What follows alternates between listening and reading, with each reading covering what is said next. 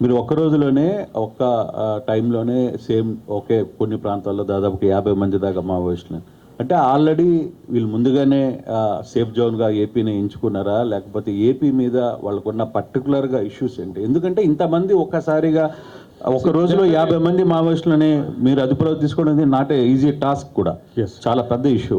మామూలుగా compare both పాత ఆంధ్రప్రదేశ్లో కూడా ఇప్పుడు ఒక రోజులో పెద్ద స్కామ్ మావోయిస్ట్ హిస్టరీలో కూడా లేదా ఇది ఫస్ట్ టైం దట్ ఆ senior level కార్డర్స్ in one go we could arrest.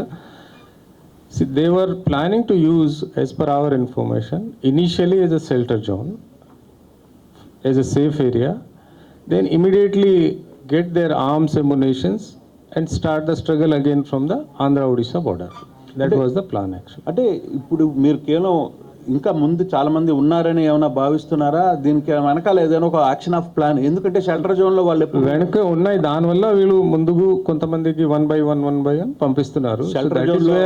we were waiting what is their actual plan, and when shelter జోన్లో వాళ్ళు ఎక్కడ టాస్క్ చేయరు, కొంత సేఫ్ ప్లేస్గానే ఉంచుకుంటారు. కానీ ఇప్పుడున్న పరిస్థితులు ఇంతమంది ఒక్కసారిగా వచ్చారంటే ఇంకా ఎక్కువ ఆంధ్రప్రదేశ్లో ఉన్నారని భావించవచ్చా ఇప్పుడు? No, absolutely no.